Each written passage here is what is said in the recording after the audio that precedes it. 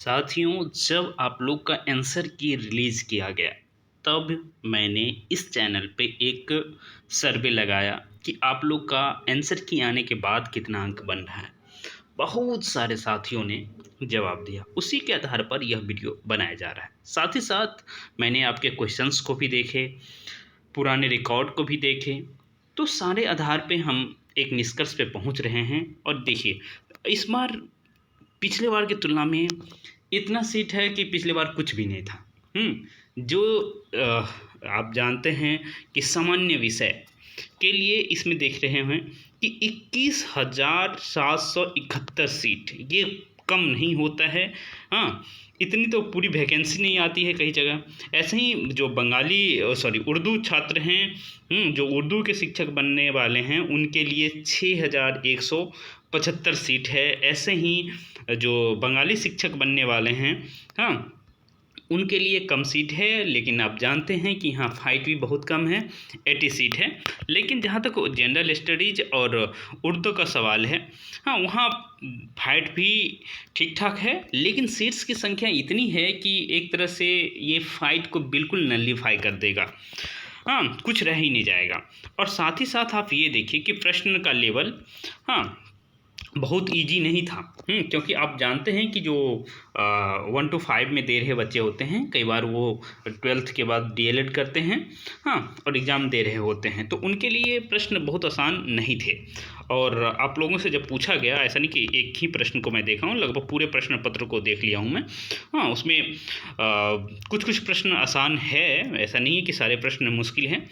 लेकिन 12th के दृष्टिकोण से, जो 12th करने के बाद डीएलएड करते हैं, तो उनकी स्थिति समझ सकते हैं।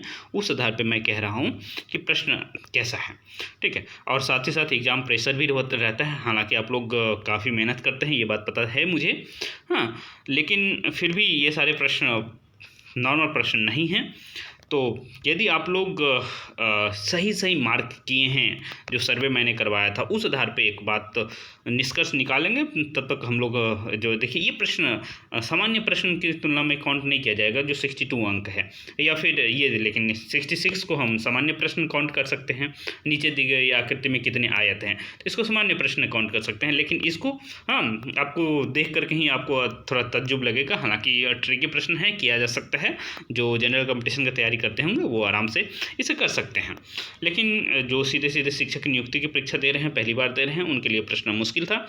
हाँ, ऐसे ही कोई भी प्रश्न उठा लीजिए कि कौन सी भारत की सबसे लंबी नहर कहलाती है, और तमाम चीज़ें दे रखा है, तो ये बहुत इन्फॉर्मेटिव है। तो प्रश्न आसान नहीं थे, मैं ये बार बार कहूँगा। और साथ ही साथ अब हम लोग जो है उस तरफ बढ़ सकते हैं जहाँ आप लोगों ने सर्वे में सारी बातें कही, तो हम बहुत ज़्यादा समय आपका नहीं लेंगे। हाँ, ये एक चीज़ मैं ज़रूर दिखा देना चाहता हूँ कि मैं क्यों कह रहा हूँ कि इस बार की स्थिति क्या है। इस बार देखिए, जनरल में आप देख रहे हैं कि 21,000 प्लस सीट है, 22,000 भी उसे कहते हैं। लेकिन वहाँ पिछली बार देखिए कि सिर्फ 1837 टीआरई 2 में 1837 बच्चों का रिजल्ट दिया गया था। हाँ, और उसके बाद एक चीज़ और भी थी। हालांकि इसमें एक ये जो 89 दिख रहे हैं, हाँ, सुप्रीम कोर्ट का डिसीजन नहीं आया होता तो ये 89 आपका समझिए कि 95 तक भी पहुंच सकता था, इसको भी क्रॉस कर सकता था। हाँ, लेकिन सुप्रीम कोर्ट के डिसीजन की वजह से ऐसा हुआ कि ये कम गया। अब जो आप लोग कह रहे हैं कि हम 18% लोग कह रहे हैं कि 90 प्लस हम मार्क्स गेन कर रहे हैं, और 10% 70, 18% 75, और इस तरह से बातचीत कर रहे हैं। यदि इस 40% पर छोड़ दिया जाए, जो 65 कहने वाले हैं, ऐसा नहीं कि इस 65 इस बार ये 65 जो कह रहे हैं उनका सिलेक्शन नहीं होगा। मेरा मानना है कि यदि आप जनरल कैंडिडेट हैं और 70 आप सही कर रहे हैं पीआरटी में, तो भी आप सिलेक्ट हो रहे हैं। ज़रूरी नहीं है आपको 90 करना पड़ेगा। ये जो पिछली बार का कट ऑफ मैंने आपको दिखाया था, हाँ, अब पहले तो ये अच्छे से देख ले रहे हैं आप लोग, इसको अच्छे से देख लीजिए कि 90 प्लस करने वाले 18% ही लोग हैं, ठीक है। और इसमें कई बार कुछ लोग ऐसे होते हैं जो 90% बहुत जान के मार देते हैं, 90 प्लस। तो ये जो आप देख पा रहे हैं ना, ये अनरिजर्व का 89।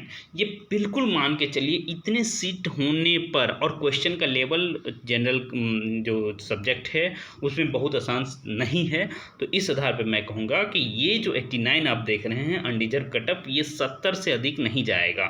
अनरिजर्व फीमेल की बात करें तो ये 68 के आसपास रहेगा। इस बार देखिए जो नॉट अवेलेबल, पिछली बार की स्थिति ये थी कि बहुत सारे सीट्स नहीं थे।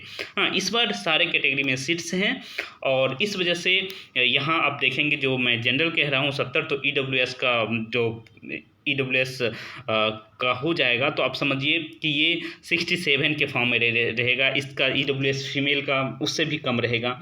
जहाँ तक SC ST भाई बंधुओं का है, यदि आप SC यदि मेल हैं, हाँ, तो आप यदि 55 भी कर रहे हैं तो आप आराम से सेलेक्ट हो रहे होंगे। हो सकता है उससे कम पे भी आप सेलेक्ट हो जाएं।